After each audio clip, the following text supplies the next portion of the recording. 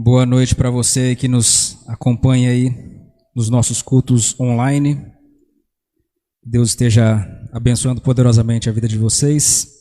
Eu vou estar lendo lá em Salmos 121.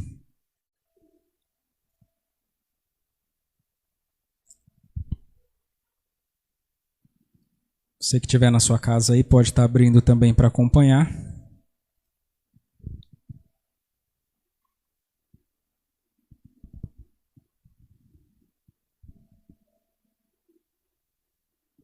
Salmo 121 vai falar assim, ó. Levantarei os meus olhos para os montes. De onde vem o meu socorro? O meu socorro vem do Senhor, que fez os céus e a terra. Não deixará vacilar o teu pé. Aquele que te guarda não tosquenejará. Eis que não tosquenejará, nem dormirá o guarda de Israel. O Senhor é quem te guarda. O Senhor é a tua sombra à tua direita. O sol não te molestará de dia, nem a lua de noite. O Senhor te guardará de todo mal. Guardará a tua alma. O Senhor guardará a tua entrada e a sua saída, desde agora e para sempre. Amém? Está aqui um salmo muito conhecido. Você vai na casa de muita gente, às vezes está aberto lá no Salmo 121, né? As pessoas tratam o Salmo 121 como um amuleto, né? E é um salmo maravilhoso, faz parte dos 15 salmos que fazem parte do cântico de degraus.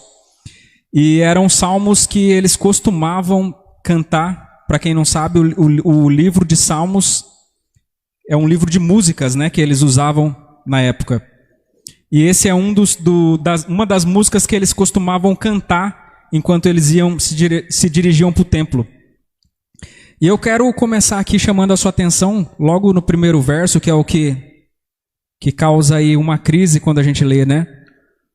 Ele fala assim: levantarei os meus olhos para os montes, de onde me virá o socorro? E eu confesso que eu vejo duas perspectivas aqui nesse primeiro verso. Sempre que eu analiso esse verso, eu sempre me vejo ali como se eu estivesse no lugar do salmista. Ele fala, eu olho para o monte e de onde me virá o socorro? E é uma perspectiva um tanto com uma desigualdade assim, de uma forma que não tem comparação.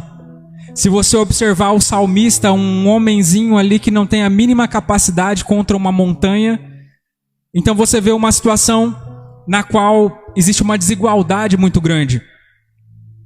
E por um outro lado, percebe-se que, apesar de a gente estar falando a respeito do salmista Davi, de um homem que fez feitos épicos, um homem heróico, ele não está ali pensando ou tentando encontrar uma forma de resolver aquela situação. Ele não está tentando buscar forças para ir contra o monte. Ele não está tentando buscar uma estratégia. Ele não está pensando em nada disso. A questão dele é a respeito de como ele poderia obter socorro em determinada situação.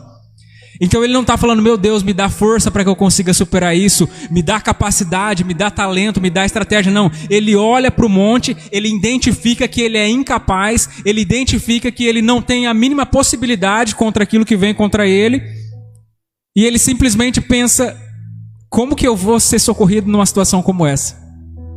E chega em determinadas situações na nossa vida, onde a gente simplesmente consegue ver essa perspectiva que Davi olhava aqui. Onde você se depara com uma situação na qual você é totalmente inferior. É igual a gente pregou aqui alguns dias atrás a respeito dos espias lá visitando Canaã lá, e falava, os gigantes olham pra gente e vê a gente como se a gente fosse gafanhotos. É mais ou menos nesse mesmo estilo. Ele olhava para o monte, ele não tentava se comparar, ele não tentava lutar, ele simplesmente queria que algo o socorresse daquela situação. E é interessante falar a respeito disso no tempo em que nós estamos vivendo, porque nós acabamos de virar o ano, nós estamos começando o ano, conforme foi falado desde o início aqui, é um ano onde a gente começa fazendo projetos, onde a gente começa a desenhar os nossos propósitos, quais são as nossas intenções, e é interessante, é importante que você esteja fazendo isso. É importante que você esteja tirando do papel tudo aquilo que você tem planejado desde o ano passado para que você dê andamento aos seus projetos esse ano. Só que em contrapartida, nós sabemos que nós estamos vindo de um ano que foi um dos piores anos que a humanidade já viveu. E percebemos já também que nesse pouco tempo, nessa virada de ano que a gente teve, nesses dias de festa, de feriado, a gente já começou a perceber que as coisas começaram a se modificar de uma forma que a gente não esperava. E todo mundo estava de olho no carnaval e acreditando que depois do carnaval ia acontecer a mesma coisa que aconteceu no ano passado. E antes do carnaval a gente já começa a ver lapsos de uma pandemia que se aproxima de novo. A gente já começa a ver os países da Europa se fechando, os países da Ásia se fechando e a pandemia chegando aqui igualzinho chegou no ano passado. E diante dessa situação, as pessoas elas voltam a temer e muitas das vezes a apagar a expectativa que elas tinham com respeito a um ano que vai ser diferente do ano anterior. Diante daquilo que a gente vê, do que os noticiários promovem, a gente começa a olhar para os nossos planos e talvez o pessoal que estava tentando desafogar ainda do ano passado falava, esse ano eu vou conseguir recuperar alguma coisa. E de repente você vê de novo a situação se aproximando, você vê mais uma vez o monte se levantando e você fala, meu Deus, vai se repetir de novo, vai acontecer tudo de novo. E diante dessa situação, Deus ele vem com essa palavra para que você venha entender que tudo está no seu controle. Que não é a respeito do que o noticiário está falando, não é a respeito do que a mídia está falando, não é a respeito do que as pessoas, do que os infectologistas, do que os cientistas estão falando, é a respeito do que ele está falando. Sempre foi assim. As últimas pregações que nós temos liberado aqui, já durante alguns meses, eu não sei se você tem percebido, mas nós temos falado a respeito dessa palavra que é rema. E mais uma vez eu repito, o que é rema, Júnior? Rema é a palavra que você caminha em cima dela. Então quando Deus ele libera uma palavra para o ser humano, ele não está falando assim, observe a situação e se a situação estiver favorável, aí você cumpre com aquilo que eu estou te mandando fazer. Não, a palavra de Deus é simplesmente faz o que eu estou te mandando fazer. Porque normalmente quando Deus ele te propõe, quando Deus ele libera uma palavra para que você venha executar, a situação normalmente é contrária. Quando ele chega em Ezequiel e fala assim, Ezequiel, pode esses ossos reviver? A situação é contrária. É claro que os ossos não podem reviver. Mas se Deus está falando que pode, então pode. Essa que é a questão. A questão não é se estão falando não pode. Júnior, esse ano pode ser o melhor ano da minha vida? Não, o noticiário disse que não. A agenda do medo diz que é para mim ficar trancado dentro de casa. Mas se Deus falou que vai ser, então já é. É simplesmente assim que funciona a palavra de Deus. E nessa perspectiva que Davi ele olha para esse monte, ele não procura ali algum subterfúgio, alguma coisa que ele possa fazer. Ele procura quem pode me salvar. No verso 2, ele muda a perspectiva ao trazer ali o segredo que faz com que Davi ele seja a pessoa que ele é. O meu socorro ele vem do Senhor que fez os céus e a terra.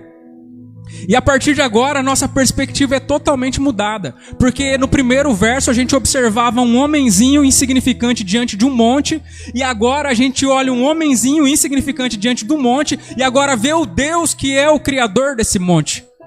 Então agora é como se Davi estivesse falando, agora eu já não tenho mais nada a ver com isso, é você e Deus, monte, vocês dois se resolvam. E é interessante que lá no Salmo 97 no verso 5, ele vai falar assim que os montes se derretem como cera na presença do Senhor. Então quando você apresenta os seus problemas diante de um Deus que é muito maior do que os seus problemas, é como se você tirasse o seu corpo fora e falasse agora você se resolve com alguém que é do seu tamanho. Porque a partir do momento em que a gente fica tentando se comparar com aquilo que vem contra nós, a gente sempre sai perdendo. Porque nós sempre somos falhos, nós sempre somos fracos, nós somos pequenos. Mas Deus ele nunca falou que era para você ir com a força do seu braço. Deus ele sempre falou que era para você ir com a autoridade que existe no nome dele. Com a autoridade que ele conquistou e entregou para você através da cruz. Então o fato é que esse homem chamado Davi, ele entendia disso aqui que ele estava falando. Não era o simples fato dele se achar diante de um monte. Era o fato dele entender que a questão já não era mais a respeito dele e do monte, era a respeito do Deus a quem ele servia. E quando a gente fala de monte, a gente fala a respeito de Davi, automaticamente a gente remete a Golias, né? Porque Golias foi o gigante a qual Davi foi promovido através dele. E quando você vê Davi lutando contra o Golias, você vê a mesma dinâmica acontecendo. Porque ao tempo que Golias olhava para ele e falava: você é um menino, eu vou dar a sua carne para os cachorros comer. Você vem com pedra, você está achando que eu sou o quê? Né? E enquanto Golias ele minimizava Davi e cada vez colocava ele mais para baixo, Davi falava assim: eu não estou me importando com o que você acha de mim. Eu estou indo contra você em nome do Senhor dos Exércitos. É Ele quem pelejará por mim. Então, desde menino, aqui nós já encontramos um Davi mais crescido, um Davi mais maduro, mas desde menino, ele já sabia em quem ele confiava. Ele já sabia em quem ele estava crendo. E é essa que faz a total diferença nos resultados que ele teve. É isso que faz com que um homem, que muitas das vezes muito mais preparado do que ele, não tivesse o sucesso que ele teve. Que por mais que antes de toda a sua preparação, enquanto ele era só um menino, diante de um homem de guerra, diante de um gigante homem de guerra, aquilo não fez o mínimo efeito para ele. Enquanto os seus irmãos, que eram soldados preparados para a guerra, estavam tremendo as canelas, ele, que era um menino cuidador de ovelha, entendia em quem ele estava crendo. E o que ele fazia não era a respeito dele, era a respeito do Deus a quem ele servia. Então, diante dessa situação que a gente propõe aqui, é interessante da gente pensar o como que é possível você obter sucesso mesmo diante de montes que se levantam e de situações contrárias que a gente percebe se acomodando diante do nosso futuro. Porque diante dessa situação a gente podia falar: vai ser ruim. A gente tem uma desculpa para o fracasso. Vai ser ruim, tá tudo se repetindo, então vai acontecer o mesmo resultado que a gente teve no ano passado, vai acontecer agora. Porque eu percebo as coisas acontecendo. Só que ao tempo em que as pessoas elas se preocupam com a desculpa para o fracasso, Davi ele descobre de onde vem o seu sucesso. A diferença entre o Davi, esse homem de sucesso, e as pessoas comuns, as pessoas normais, é que elas resolvem nem lutar. Elas resolvem nem criar uma expectativa.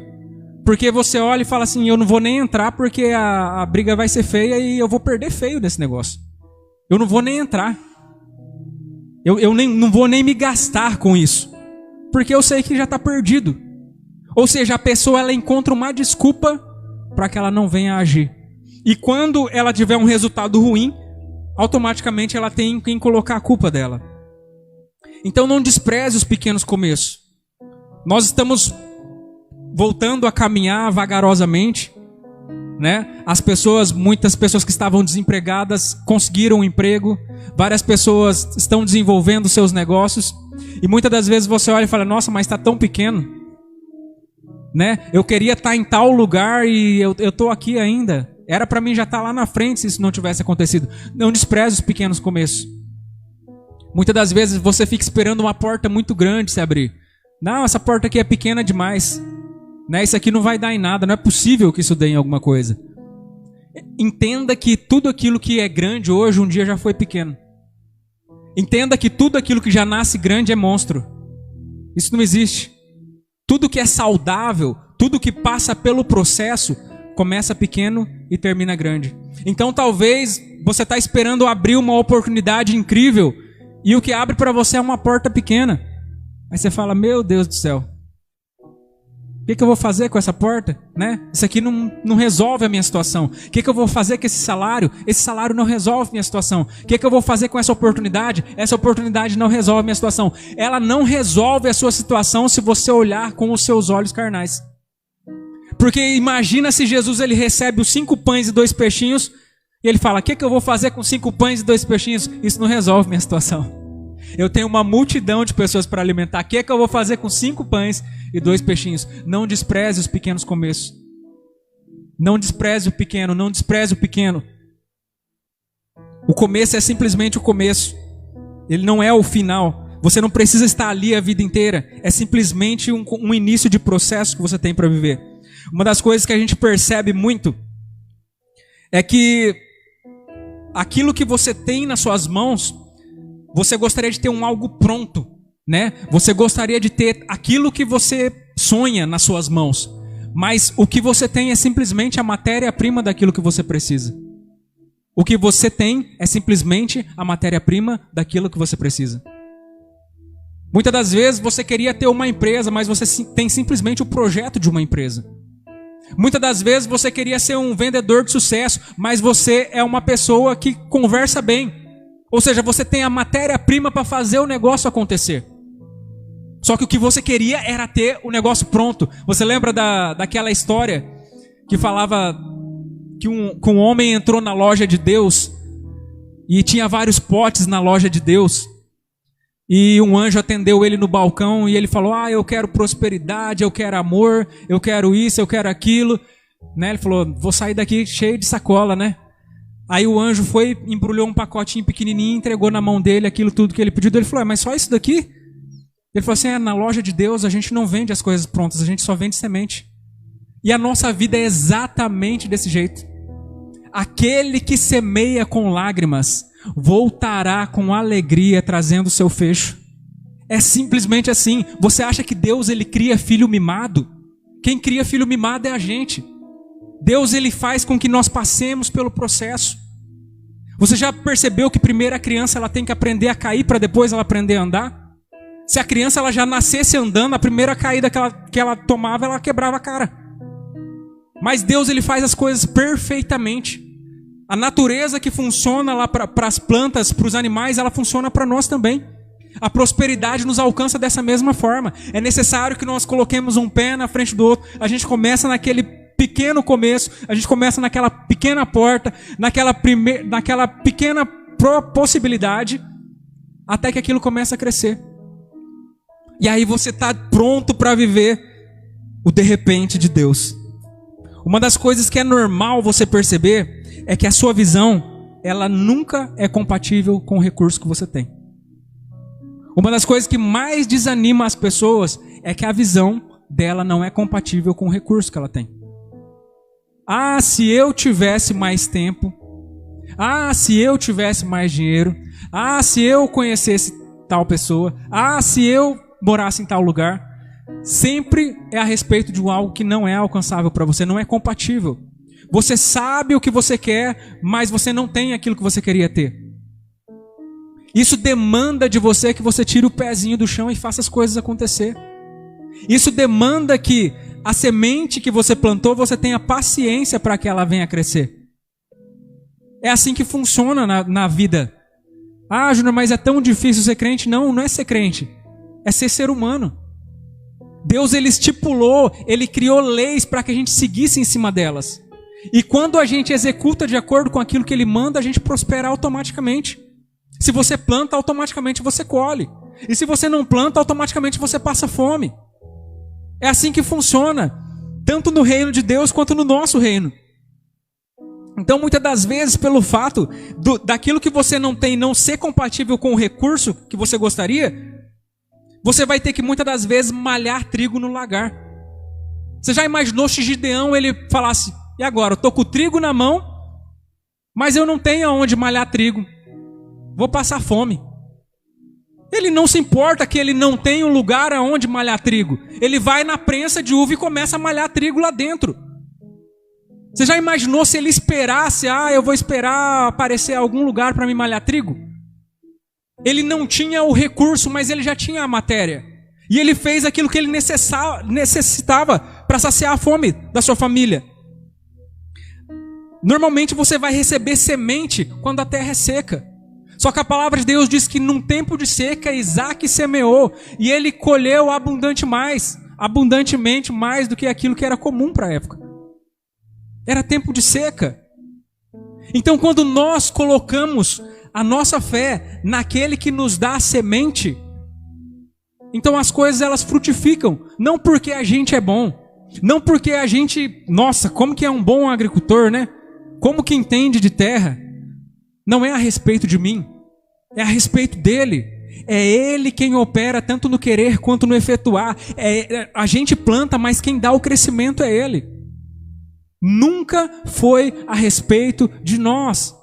Nunca foi a seu respeito. Nunca foi a respeito da sua capacidade. As pessoas a quem ele chama são improváveis.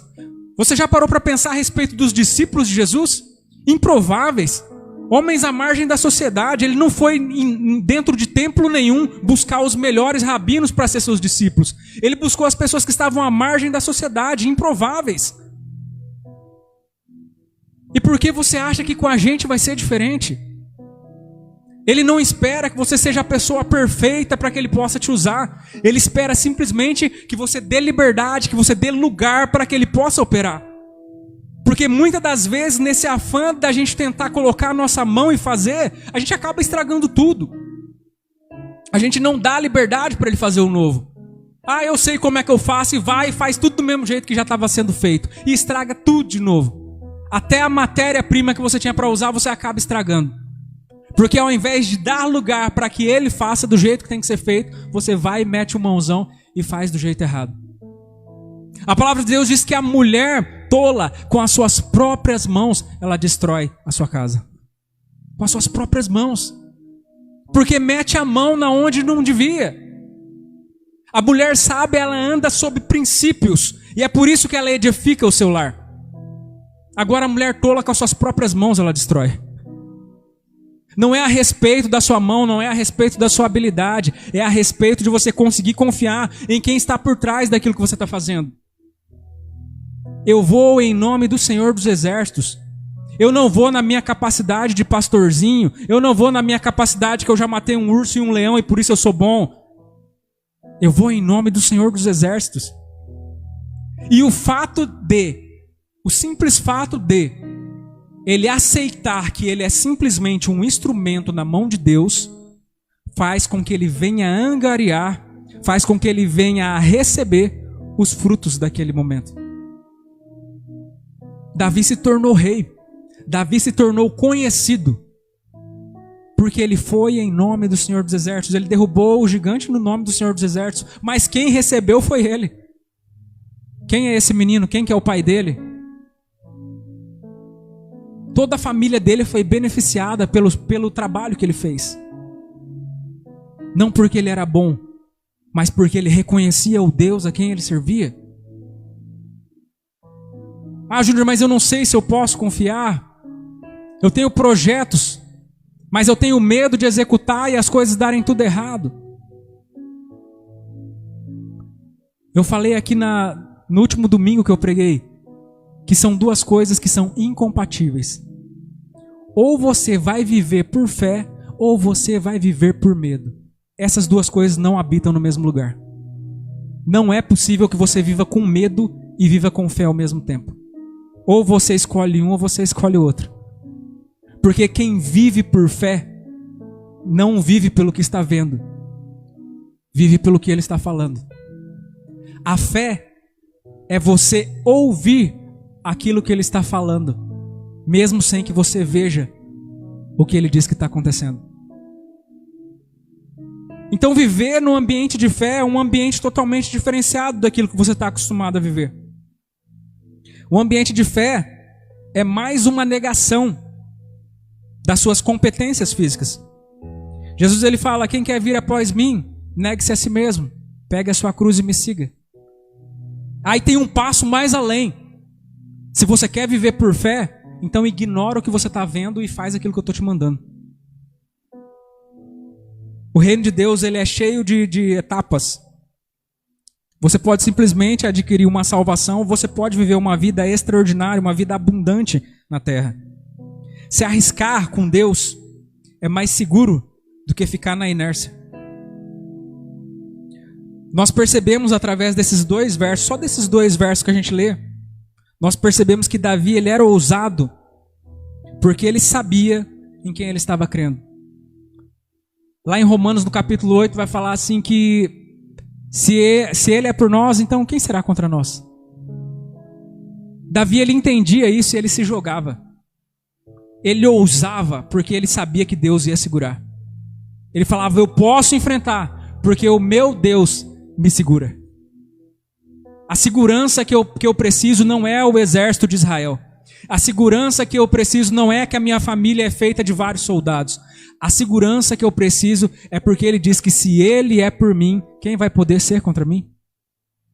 Você entende o nível de confiança que isso trazia? Você entende porque muitas das vezes aquilo que você fala que é loucura, para ele era sabedoria? Porque ele sabia exatamente onde ele estava pisando. Ele sabia exatamente o que ele estava fazendo. As pessoas olhavam e falavam: Davi, seu moleque, você não está vendo que um monte de soldado aqui está falando que não vai querer guerrear? Você está achando que é brinquedo? Está achando que é brincadeira? Fica quieto aí na sua. Eles achavam que ele era louco. Porque eles observavam as circunstâncias. Eles observavam a situação. E Davi não estava nem aí com a circunstância, muito menos com a situação. Ele entendia que aquele era o momento, que aquela era a hora. Pessoas que vivem fugindo dos problemas nunca vão ser promovidos. O que te faz se destacar é resolver mais problemas do que os outros. Você quer se destacar, você quer ser conhecido, você quer que as pessoas elas falem: aquele cara, aprenda a resolver problemas. Você não vai encontrar nenhum herói da fé que ficou na inércia dormindo e assistindo Netflix. Você não vai encontrar nenhum. Todos foram homens que agiram pela fé, que ouviram a voz de Deus e executaram por mais que a circunstância fosse adversa, por mais que eles correram perigo de vida. Eles entendiam que aquilo que eles carregavam era mais importante do que a sua própria vida. Quando você carrega a glória de Deus, quando você carrega um propósito divino, você entende que não é a respeito de você. Por mais que você esteja sendo promovido, por mais que você esteja sendo beneficiado por estar carregando a glória de Deus nos seus ombros, não é a respeito de você. Aquilo é maior do que você. Se você perder a sua vida ali, então você perdeu a sua vida com honra. Se você voltar lá atrás, na época da perseguição da igreja, a maior honra que um cristão tinha era ser um mártir. Era ser morto pelo nome de Cristo. As pessoas falavam: meu Deus, coitado, ele está lá sendo jogado numa fornalha, ele foi jogado para o leão, meu Deus. Ele não é coitado. Ele estava fazendo aquilo com muita honra, porque ele via aquilo que as pessoas naturais não estavam vendo. Enquanto Estevão ele via os céus abertos, as pessoas olhavam e falavam: meu Deus, coitadinho do menino, era um menino tão bom. Ai, o que dá? Fica andando com esse povo. Só que eles não têm ideia do que Estevão já estava vivendo uma outra vida naquele momento. Ele estava numa frequência que aquelas pessoas nunca iam acessar. Ele estava enxergando algo que é tão profundo. Ele estava enxergando e participando de algo que é tão além, que se a vida dele simplesmente acabasse ali e não tivesse vida eterna, para ele já teria valido a pena. Já teria valido a sua morte, já teria valido todo o seu trabalho. Porque a palavra de Deus diz que o céu se abriu e ele viu o próprio Cristo esperando ele chegar. Para ele não tinha algo melhor, não tinha algo maior do que uma recompensa como essa. Se arriscar com Deus é muito mais seguro do que você ficar na inércia. Nós temos, a partir desse tempo, uma decisão a ser tomada. Ou nós decidimos viver o novo de Deus, conforme eu falei aqui na quinta-feira, e para que eu viva o novo de Deus, é preciso que eu dê lugar para que Ele faça do jeito que Ele quer. Ou então eu vou continuar domesticando os meus problemas. Sabe o problema que você chama de seu? Ou eu vou viver o novo de Deus, ou eu vou continuar domesticando os meus problemas. Meu gigante de estimação. É igual o Paulo fala, né? o mensageiro do inimigo que esbofeteava ele de vez em quando. Ou você vive o novo de Deus, ou você domestica os seus problemas. E está aí uma decisão que nós precisamos tomar. Como que vai ser a minha vida? Como que já está sendo a minha vida? Porque eu já comecei a decidir. Eu já comecei a fazer aquilo. Eu já dei o andamento de como vai ser o resto do meu ano. Como que você começou esse ano? Você já começou programando, você já começou fazendo, você já começou se programando para um outro tempo? Ou você continuou do mesmo jeito que estava? E esperando e falando, ai meu Deus, vai fazer um negócio que vai mudar a rota da minha vida. Deus vai mudar os meus hábitos automaticamente.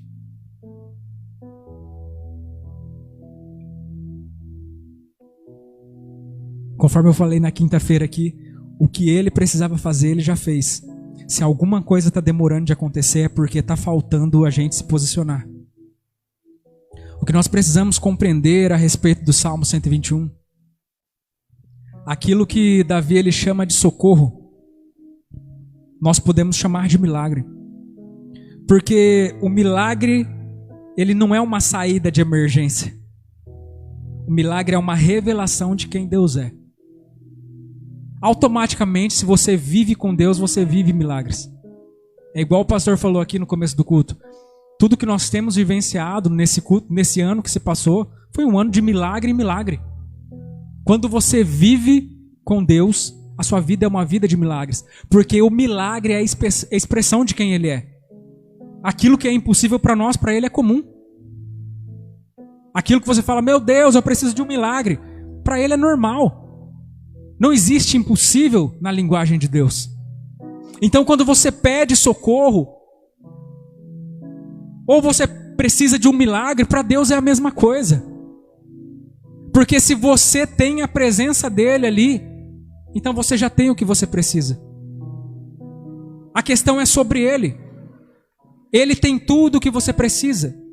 Ele tem como te livrar e Ele tem como, se quiser, fazer o Davi partir o monte no meio. Depende da vontade dEle. O que nós precisamos entender, e eu faço questão de ler aqui mais uma vez, é que Deus, Ele promete que vai estar cuidando de você. O demais é com você. Eu garanto a sua proteção. Eu garanto que enquanto você estiver debaixo da minha sombra, você está cuidado. Agora, se você vai desenvolver, se você vai além de onde você tem ido até então, aí é com você. Se você vai ultrapassar os seus limites, ou se você vai regredir, aí é com você. Ele te garante a proteção. Então cabe a nós vivermos uma vida na dinâmica de Davi, porque ele entendia que ele era protegido. É como se você compreende, é como aqueles artistas de circo que ficam fazendo trapezismo é trapezismo que chama? E tem uma rede embaixo. Eles sabem que se eles caírem, eles vão ser amparados. Quando você está com Deus, você pode se jogar. Porque por mais que você ouse, você sabe que Ele vai cuidar de você. Não é a respeito da minha competência, é a respeito do cuidado que Ele exerce sobre mim. O meu socorro vem do Senhor que fez o céu e a terra. Ele não deixará vacilar o seu pé. Aquele que te guarda não tosquenejará. Eis que não tosquenejará e nem dormirá o guarda de Israel. O Senhor é quem te guarda. O Senhor é a tua sombra à tua direita. O sol não te molestará de dia e a lua à noite. O Senhor te guardará de todo mal. Ele guardará a tua alma. O Senhor guardará a tua entrada e a tua saída, desde agora e para sempre. Fala amém aí.